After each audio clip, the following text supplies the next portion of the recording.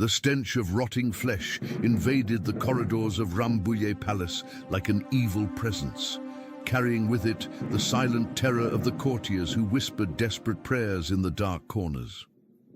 It was March of 1547, and the man who had once stood as the radiant son of France, Francis Lister, lay agonizing in chambers that resembled a divine torture chamber.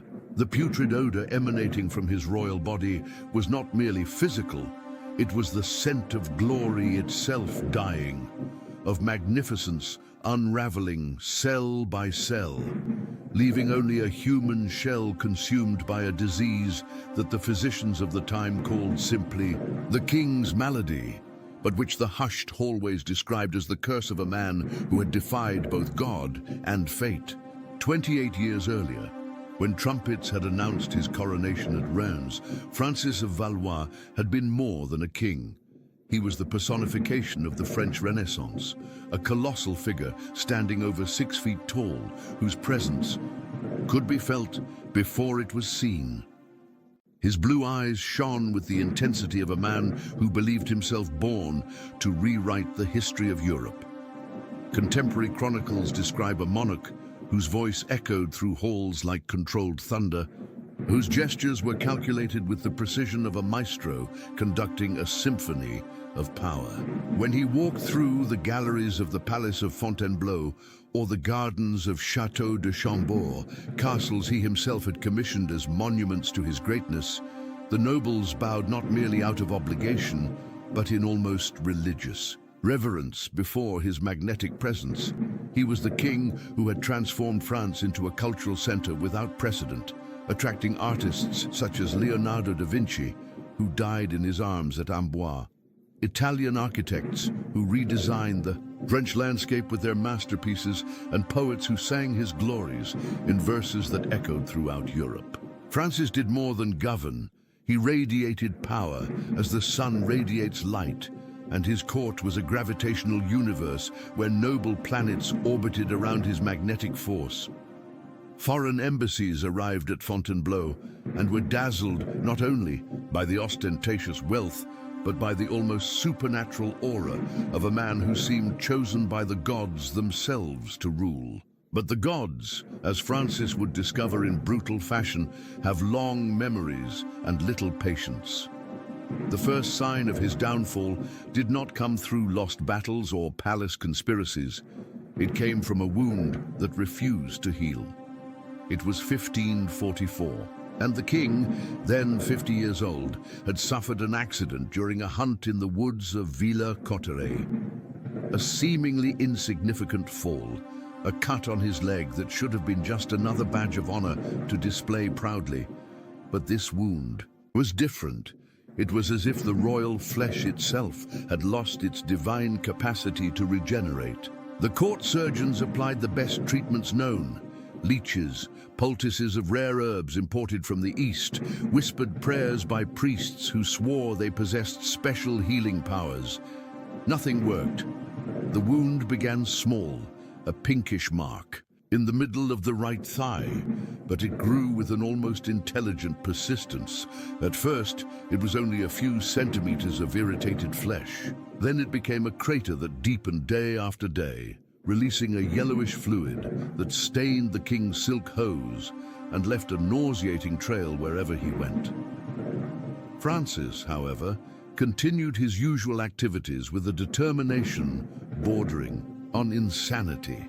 He received ambassadors while the pain pulsed in his leg like a hammer against an anvil, signed royal decrees as the cold sweat of agony trickled down his aristocratic brow, and participated in solemn ceremonies while internally he screamed from a torture no medieval executioner could have imagined.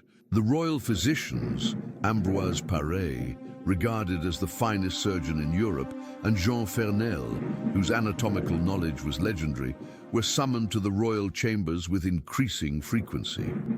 Their secret meetings in the corridors of Fontainebleau became a grim ritual of confessing incompetence before something that defied all medical science of the time. "Your Majesty," Paré whispered during examinations, "the wound, it seems to have a life of its own. The king, lying on his royal bed while the doctors inspected the growing crater in his leg, kept his eyes fixed on the ornate ceiling, but behind the mask of regal serenity, something was slowly disintegrating. Pain became his constant companion, a malevolent presence that followed him from waking to fitful sleep. During royal audiences, Francis developed the habit of gripping the arms of his chair with such force that his knuckles turned white as marble. The muscles of his jaw remained clenched in permanent tension, transforming his royal expression into a mask of heroic restraint. The most observant courtiers began to notice subtle signs, the way the king hesitated before rising, how his right hand unconsciously massaged the wounded thigh during long conversations, and the pallor that began to replace the healthy tan of a man accustomed to open-air hunts. But Francis, I was not merely a man. He was a symbol, a living embodiment of the French monarchy, and symbols cannot show weakness. Thus, when the pain became unbearable during public ceremonies, he adopted a deep breathing technique that disguised the spasms as moments of majestic reflection. When the wound's fluid stained his breeches during diplomatic receptions, he simply changed his trousers and carried on as if nothing had happened. When nights turned into an inferno of insomnia, punctuated by muffled groans against velvet pillows, he began to dispatch business with his ministers in the early morning hours, using frenetic activity as an escape from physical torture. Letters from the period, discovered centuries later in the secret archives of the Vatican, reveal a desperate correspondence between Francis and various European medical specialists. One letter to the Pope's personal physician, dated September of 1545, describes in detail the progression of the wound. My flesh is dissolving like damp earth, and every attempt at treatment seems only to feed this terrible thing growing inside me. I dream each night that something moves beneath my skin, something that should not be there, something consuming me from within. The handwriting, normally steady and elegant, trembled on the most painful words, revealing a vulnerability the king would never allow his subjects to see. In parallel with his physical deterioration, the wound began to affect his ability to govern with the same titanic energy that had characterized his reign. Royal council meetings, which had once lasted for hours with Francis dominating every discussion with his charismatic presence, were now being shortened. The king developed the habit of remaining seated during audiences that traditionally required him to stand. When questioned about it, he responded only that royal majesty owes no explanations to anyone. Yet everyone could see the truth in his eyes. The pain was winning over his regal pride. The winter of 1545 brought a new dimension of horror to the situation. The wound, which had already expanded to the size of a coin, began producing a characteristic odor that the physicians recognized with growing horror, the sweet, nauseating stench of gangrene. The flesh around the wound took on a yellowish hue that spread like spilled ink on fabric, and small dark veins began radiating from the central crater like the black rays of a malevolent sun. Francis, observing the progression in a hand mirror during one of his medical examinations, whispered only, "So this is how a king dies, piece by piece." The court began to react to the transformation of its monarch with a mixture of reverent terror and morbid fascination. The courtiers developed a new unofficial etiquette: approach the king only when absolutely necessary, keep conversations brief, and always position themselves so that the breeze would not carry the escalating stench from the royal chambers. The ladies of the court began carrying small scented sachets, not as fashion accessories, but as protection against the royal stench that had become a constant presence throughout the palace. Contemporary chronicles, written by observers who witnessed the events but dared only to record them decades later, describe scenes that seem pulled from a feverish nightmare. During a banquet in honor of the Spanish ambassador in December of 1545, Francis insisted on presiding over the head table despite excruciating pain. Witnesses report that in the middle of the dinner, a red stain began to spread across the king's hose. The wound had ruptured again. The king, however, continued discussing European politics as if nothing had occurred, while guests desperately tried to ignore the fluid dripping slowly from the royal chair onto the marble floor. The year 1546 marked the beginning of the most terrible phase of the king's agony. The wound had expanded to cover nearly the entire right thigh, and other smaller wounds began appearing on different parts of his body: arms, back, neck. It was as if the disease had discovered the secret of multiplying, creating an army of craters that consumed royal flesh with systematic voracity. The court physicians, in increasingly frequent secret meetings, began using words never before spoken in relation to a king's body: putrefaction, necrosis, tissue death. Francis developed a morning routine that had become a ritual of horror. Upon waking, he remained motionless for several minutes, mentally cataloguing each new pain, each new sign of decay. Then he would summon his servants for the process of cleaning and dressing the wounds, a procedure that could last 2 hours and turned his rooms into a lavish version of a medieval operating theater. The smell of vinegar, medicinal herbs, and rotting flesh mingled with the most refined French perfume, creating an olfactory combination that perfectly defined the king's situation. Majesty and putrefaction coexisting in the same space. Nights became a journey through successive circles of personal hell. Francis developed chronic insomnia, not only because of physical pain, but also because he had discovered that certain positions temporarily alleviated his suffering. He would spend hours seated in a specially modified armchair with cushions, arranged to avoid pressure on the wounds, staring at the flames in the fireplace, as his mind navigated between painful lucidity and feverish deliriums induced by the spreading infection. During these forced nocturnal vigils, Francis began receiving visits from people who did not exist, conversations with Leonardo da Vinci on art and science, political discussions with Charles V, his greatest rival, who in reality was governing the Holy Roman Empire, mystical encounters with French saints offering advice on how to face death with regal dignity.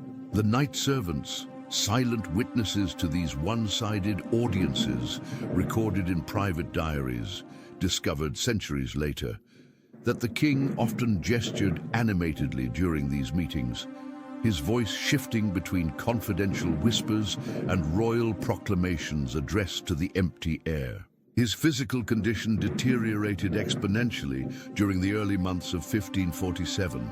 The wounds, which had begun as localized issues, now covered approximately 30% of the royal body. The largest wound on his right thigh had deepened, so much that the physicians could see bone through the necrotic flesh. The fluid oozing from the wounds changed in color and consistency. From yellowish and fluid, it became greenish and thick, with an odor that the servants described as the smell of death itself walking the corridors. Yet Francis maintained an almost normal royal schedule, as if sheer willpower could suspend the laws of biology. He received ambassadors while the sweat of agony dripped from his brow, signed important treaties while his hands trembled uncontrollably from fever, and participated in religious ceremonies while internally crying out desperate prayers for relief or a swift death. His ability to dissociate mind from body became almost supernatural. Witnesses from the time recount perfectly lucid conversations about state affairs, while the king literally rotted before their eyes. The Venetian ambassador, in a confidential report to the Doge dated February of 1547, wrote, "His French Majesty presents a spectacle that defies both understanding and description. It is as if two people inhabit the same body. One, the magnificent king we know, discussing politics with unchanged brilliance. The other, a dying man whose flesh is dissolving like damp parchment. The odor emanating from his royal person is so intense that I had guards stationed with sensors around the audience chamber. I fear we are witnessing not just the death of a man, but the literal disintegration of the very idea of divine majesty. Desperate, the royal physicians began experimenting with increasingly extreme and mystical treatments. Daily bloodletting, with leeches imported from Hungary, considered the finest in Europe. Poultices made from rare herbs brought by Arab merchants, which promised miraculous properties. Special prayers performed by priests who swore they had witnessed supernatural cures, even clandestinely incorporated pagan rituals. Healers whispering Celtic incantations while applying ointments prepared according to recipes purportedly dating back to Merlin's era. Nothing worked.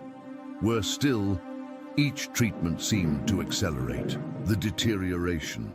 The bloodletting left Francis weaker and paler, creating a vicious cycle where blood loss reduced his natural resistance, allowing infections to spread more rapidly. The exotic herbs often caused allergic reactions that created new wounds in previously healthy areas.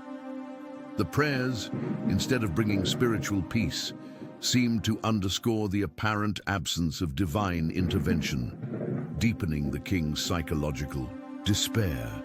In March of 1547, Francis made a decision that shocked even his closest advisors.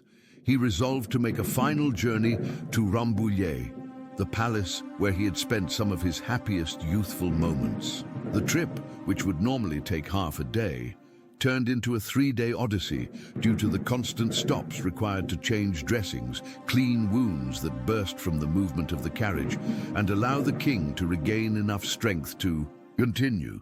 The royal entourage that accompanied Francis on this last journey witnessed scenes they would never forget. During the first stop, at an inn in Melun, the king fainted as he tried to disembark the carriage, and when the physicians examined his condition, they discovered that several wounds had burst simultaneously, soaking his garments with a mixture of blood and pus that reduced the royal fabric to an unrecognizable mass. Francis, upon regaining consciousness, whispered only, "A king does not stop. A king continues until the end." Upon arriving at Rambouillet, Francis was carried to his favorite chambers, a suite overlooking the gardens where he had once falcon hunted in his youth. But the man who entered the palace was unrecognizable. His weight had plummeted from an imposing monarch of 90 kilograms to a skeletal figure of perhaps 55 kilograms. His skin had taken on a waxy yellow hue that made his veins appear as a dark blue map drawn on ancient parchment.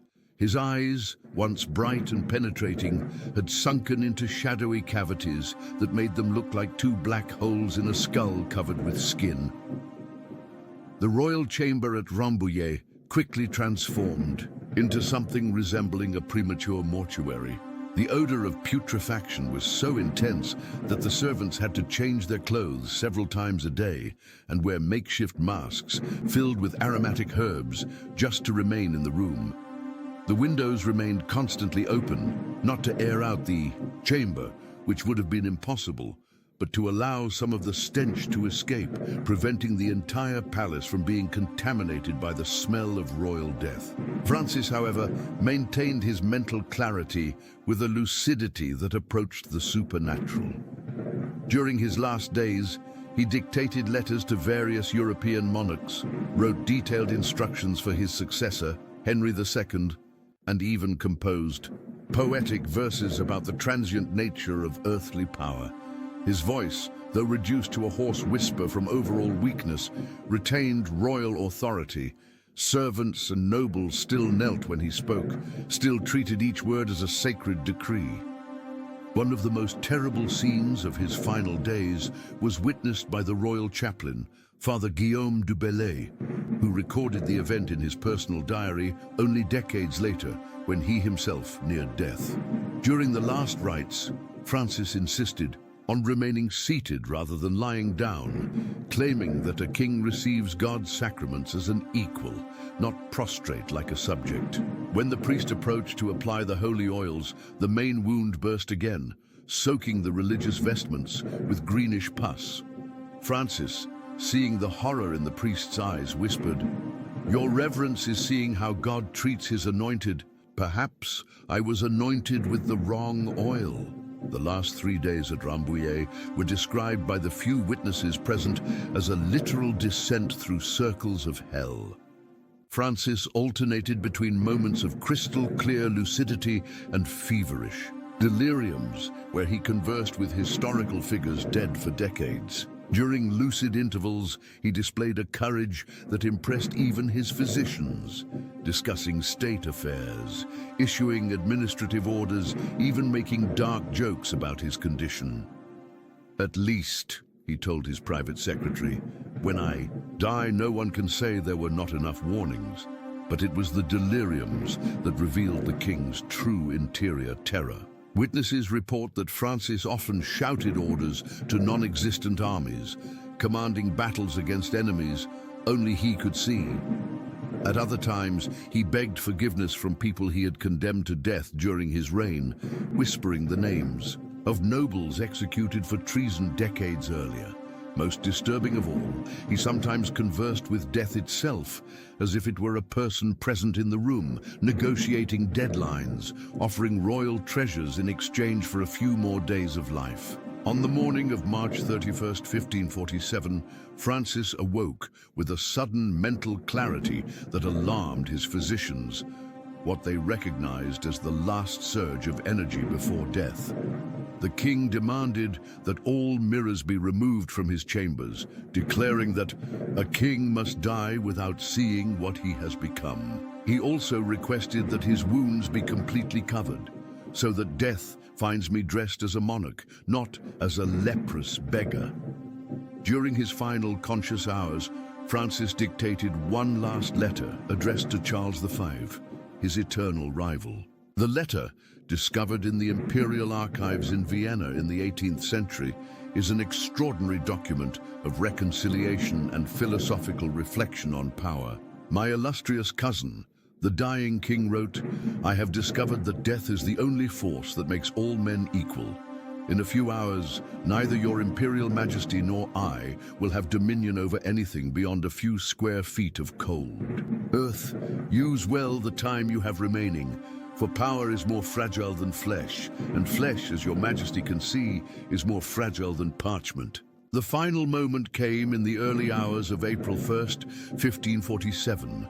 Francis, surrounded by his physicians, priests, and a few of his closest nobles, struggled to breathe through lungs slowly overtaken by widespread infection. His body, consumed by disease, barely filled the royal sheets. The wounds had stopped bleeding, not because they were healing, but because there was no longer enough blood to flow. His last words, recorded by the royal secretary who stood by the bedside with ink and parchment, were directed not to God, not to family, not to the realm, but to the human condition itself. A king is merely a man whom others agreed to obey. But death never agreed to anything. His voice faded in a whisper so low that those present had to lean over the bed to catch the final words. "Majesty is an illusion, very dear." Francis of France died as the bell of the chapel at Rambouillet tolled 3 o'clock in the morning. His body, ravaged by a disease that modern physicians would likely identify as an aggressive form of necrotizing fasciitis complicated by septicemia, weighed less than 50 kilograms at the time of death, less than half the weight he had carried. At his peak, the wounds that had defined his final years covered approximately 40% of his body's surface, creating a grotesque map of putrefaction over what had once been the body of one of Europe's most powerful men. The process of preparing the royal body for the funeral revealed even more shocking details about the extent of the decay. The embalmers, seasoned experts accustomed to working with corpses in various states of decomposition, were so horrified. By what they found that 3 of them refused to continue the work. The official embalming report, kept secret for more than 2 centuries, describes a body where the distinction between living flesh and dead flesh had become impossible to determine, as if His Majesty had begun to die years before his heart ceased to beat. The death of Francis marked not only the end of a reign, but the culmination of an era in which royal majesty was considered an almost supernatural force. His successor, Henry II, ordered all detailed medical records of his father's illness to be burned, attempting to preserve the posthumous dignity of the monarchy. But the witnesses survived, and their memories became whispers that echoed through the corridors of European power for generations. What remains most hauntingly clear in the history of Francis I's final days is not just the physical horror of his deterioration, but how he managed to maintain his royal authority even as his body literally rotted away. Until his last breath, servants bowed before him, nobles requested audiences, and ambassadors treated his words as sacred decrees. It was as if the very idea of majesty had become independent of the body that bore it, floating like a phantom, of power above the putrefying reality of human mortality. Perhaps this is the most terrible and fascinating lesson of Francis V's agony. That power, once established, can transcend even the physical destruction of its holder. The man died piece by piece, but the king remained intact until the final moment, as if the crown were a separate entity that merely inhabited mortal bodies temporarily. It is a reflection on the illusory nature of human authority and how we build our social hierarchies on foundations as fragile as flesh, which inevitably decays. In the royal crypt of Saint-Denis, where Francis I was finally laid to rest after a funeral costing the equivalent of a small town's annual budget, his marble tomb presents the image of a king in his prime, young, powerful, eternal. But those who know the true story of his final days can see in the delicately carved lines of stone upon his face a bitter irony about the distance between our public image and our private reality, between the persona we project to the world and the terrifying fragility we hide in our private chambers when the lights go out and we are left alone with our inescapable mortality.